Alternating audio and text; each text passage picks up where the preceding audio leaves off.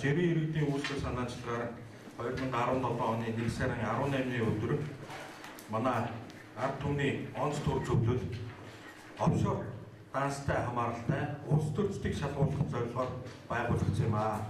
За ард түмний онц төр зөвлөл нь авилгын эсрэг үйлчлэл санаатай ард түмний тэмцлийг илрүүлсэн авилгын эсрэг үйлчлэл санаа үндэс болгосон. Энэ үндэс зүйлсийг үндсээр болгосон манай ард түмний онц зүйлийн тэмцэл нь энэ бол үндэсний хөдөлгөөн болохоор бид зорж байна. За энэ үндэсний хөдөлгөөн маань нам хамааралгүй жирийн иргэдийн тэмцэл байгаа. За бид бүхний тэмцэл эхлээд бид нэгдүгээр ард түмэндээ хандаж уриалга гаргасан. За энэ буруу тогтолцоо бүгд одоо болохгүй бүтэхгүй байна. Нийгэм маань буруу замаар орчлоо. Энэ буруу тогтолцоог өөрчлөе гэдэг дээр бол жирийн шудраг иргэд бүгдээрээ нэг санаа бодлоо, нэг үзэл бодолтой байгаа гэдэг дээр бид хэрэгэлцэхгүй байгаа. Улс төрийн маш том мухардалд орсон эдийн засгийн хямрал бүр дампууралд орсон улс их орн байна. Тийм учраас улс үндэстний аврах, улс үндэстнийхээ язгуур эрх ашгийг хамгаалах, үндэсний аюулгүй байдал, тусгаар тогтнолоо хамгаалах тэмцэл жирийн иргэд одоо өдөр тутам нэмэгдэн ирсээр байна. Бид бүхний тэмцлийг дэмжиж байна. Өдөр болгон бид бүхэн үйл ажиллагаа явуулж байна. За бид түрүү хэлсэн ард түмэндээ хандаж уриалга гаргасан, төр засагтай хандаж мэдээлэл гаргасан, ерөнхийлөгчд хандаж шаардах бичиг явуулсан. За улсын их хурл тулгын шаардах бичиг үргүүлсэн. За төр засагт бид нар яагаад тэмцлийнхээ хэлбэрийг ингэж шууд хурц хэлбэрт орохгүйгээр ингэж айдуу зөөлөн явж байгаа гэхээр нэгдүгээрт бид төр засгаа хөндлөж байна. Төр засгаа хөндлөж байгаа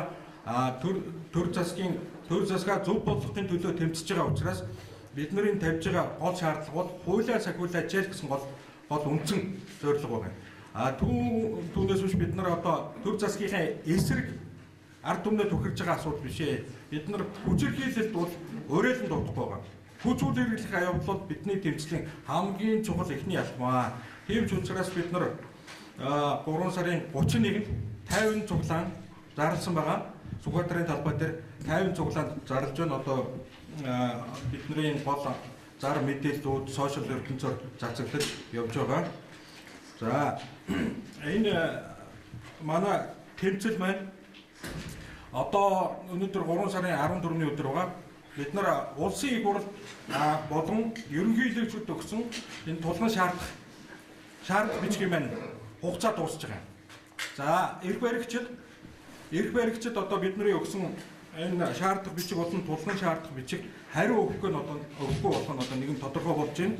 Тийм учраас бид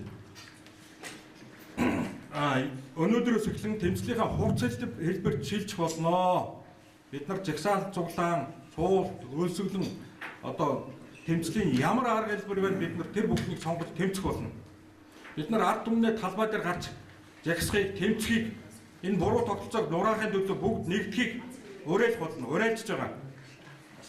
Өрмийн ард түмэн шиг, Солонгосын ард түмэн шиг жирийн шударга иргэд нь нэгдэж олонхын энэ хүчин зүйлийг ашиглаж олонхон сонгосон энэ төр засгаа шударга ёс, хуульд ёсоо баримталж ажилладаг шаардаж ажиллах болно. Тэгжиж ажиллаж байгаа бид авилгатай тэмцэх газар, цагдаагийн ерөнхий газар, тагнуулын төв газар, тагнуулын ерөнхий газар, татварын ерөнхий газар зэрэг байгууллагууд мөн олон улсын байгууллагуудад хандаж хамтран ажиллах бичиг мөн нотлох баримтууд бүхий хүсэлтүүдийг илгээсэн байгаа, хургуулсан байгаа.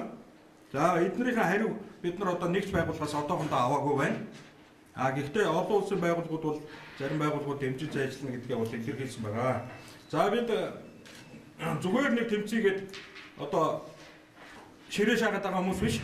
За бид нар онлын хувьд онл практикийн баг урал хийсэн. Онл практикийн баг уралд маань авилгатай тэмцэх газар, эрүүгийн цагдаагийн газараас төлөөлөгчид ирж оролцсон. За манайд хуульчдын баг, судлаачдын баг ажиллаж байна. За 2016 оны 5 сарын 9-нд олон улсын эрен сурвалжлах сэтгүүлчдийн консорциумаас Панамын бичиг баримтуудыг дэлхийд даяар дэлхийн тавьсан та бүхэн мэдж байгаа. За энэ бичиг баримт бол албан ёсоор дэлхийн нийтэд цацагцнаас хойш дэлхийн 79 орны 6500 гаруй хувь хүн компани дээр мөрдөн шалгах ажиллагаа явагдаж олон улсад хариуцлага тооцох үйл ажиллагаа явуулж байна. Одоо манай хоёр хөрш та бүхэн мэднэ. Одоо урд хөршүүд маань үнэгний аав нэртэй одоо үйл ажиллагаа операц зохион байгуулагдаж маш амжилттай явагдаж хариуцлага тооцож гэснээр та бүхэн хэвлэл мэдээллийн хэрэгслээр билэгнээ мэдж байгаа. За өрмийн улсад ямар асуудлаар одоо тэмцэл хөдөлгөөн өрснөг та бүхэн бас сайн мэдж байгаа. За энэ офшорын асуудал бол энэ бидний тавьж байгаа тэмцлийн эхний одоо алхам буюу одоо офшор данстай хамааралтай улс төрчдийг шалгуулах энэ зорилго маань. За энэ манай бидний улсын их хурл төгсөн тулгын шаардлага бичгээр маш тодорхой илэрхийлээ олсон байгаа. За би та бүхэнд одоо асуудлыг тодорхой болгохын тулд энэ бичиг баримтын зарим хэсгээс уншиж танилцуулъя.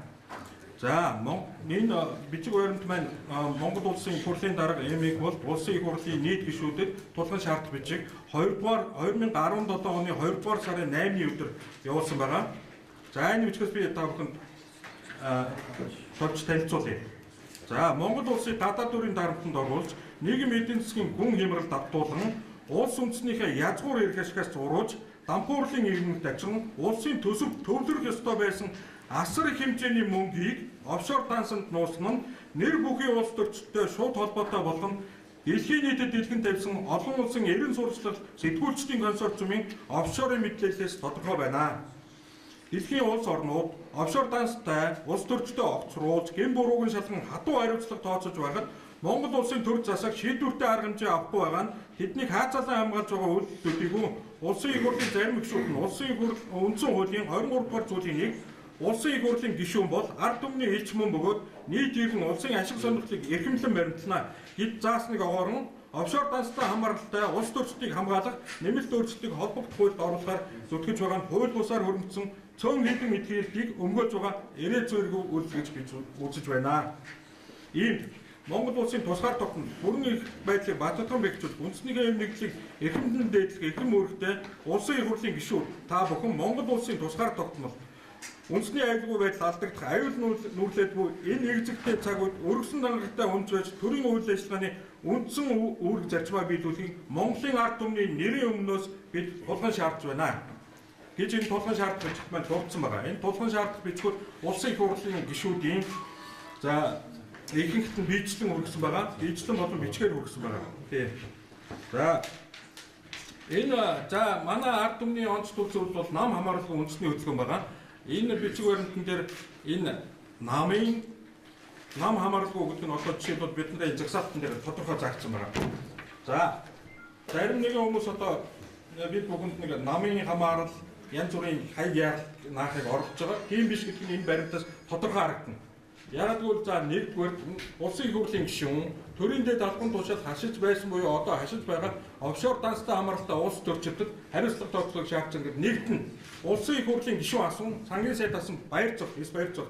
Хоёр улсын их хурлын гишүүн асуун Монгол улсын ерөнхий сайд асан баяр. Гурав уунаа. Гэсэн ийм тулгын шаардлага бичгийг бид нар ерөнхийлөгчөд бид нар энэ шаардлага бичих өгсөн байгаа. Үндэсний аюулгүй байдлын зөвлөлөө хурдуул гэдэг шаардлагатай. Зөвчөд бид нар үзэж байгаа. Тийм учраас бид өнөөдрийн энэ баримтуудтай ийм илэрхий гадаад өрийн дарамтгүй эдийн засгаа сэргээн босгоод эсэргүүцэн тэмцэж байгаа маа. За офшор бол буруу юм аа. Офшорчдыг шалгах гэсэн зүйлийг бол зөвхөн яриаггүй. Бидний одоо шаардлага тодорхой байх тусмаа үр дүн тодорхой байх болно. Тэгээд тэр олон улсын консорциумын одоо том жагсаалт байгаа. Монголчуудтай холбоотой одоо 49 одоо данс эзэмшигчийн одоо нэр байдаг.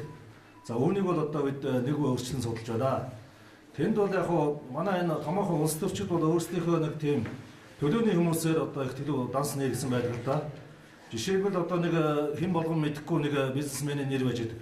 Гэтэл тэр хүний одоо компани нь бол томоохон улс төрчид нийлээд байгуулсан юм баг жишээ нь. За тэгээд бол энэ хөдөлгөөн маань бол ард түмний хөдөлгөөн бид бүхэн бол ихээхэн хэмжээний судалгаа хийж байна. Тэгээд түүний үндсэн дээрээс энэ хүмүүсийн нэрийг тодруулсан. За тэгээд энэ офшорчдыг одоо ер нь яаж шийдэх юм бэ? Одоо болохгүй өтөхгүй гэж одоо бас зарим хүмүүс ярьж байгаа. Энэ бол бид нар юуны өмнө одоо төрийн механизмыг одоо ашиглаж болох уу гэдэг асуудал дээр бол энэ шаардлагуудаа тавиад ажиллаж байгаа. Хэрвээ төрийн механизм бол офшорчдтой тэмцэхгүй бол олон улсын одоо шүүхэд хэв журмынхын дагуу ханднаа. Нэгдсэн үндэсний байгууллагын одоо конвенц байгаа. Одоо авилга офшорын эсрэг тодорхой конвенц байдаг. Түүний дагуу бас одоо бид нэр асуудлыг судалж байгаа. Тэгээ хэрвээ энэ манай Монгол улсын төр энэ асуудлыг шийдвэрлэхгүй бол нэгдүгээрт бол ард түмэн шаардлага тавьж өргөн тэмцлийг өрнүүлэх ийм бид нар анхаарч ажиллаж байна. Хоёрдугаарт бол олон улсад ханднаа. Одоо тэгээд зарим нь ярьдаг штэ. Одоо толгой хагуурч одоо олгой хагуурч тогоон дотроо, толгой хагуурч малгайн дотроо ингэж гадагш нь одоо ярих хэрэг байна гэж.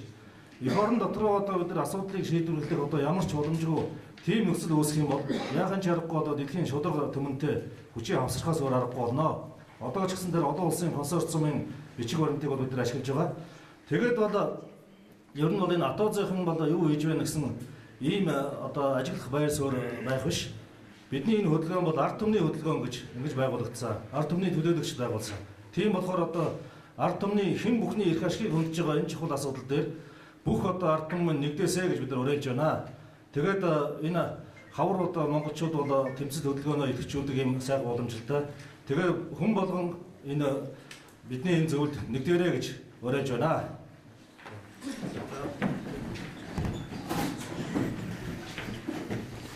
Гэж ярьж байгаа. Энэ бол гэмт хэргийн замаар алдагдсан мөнгийг Барилга одоо байгуулалтын сайд асан Дэ Цогтбаатар захирласан Ч ганц зураг гэх мэт нийтэд зарлагдсан нэр бүхэн этгээд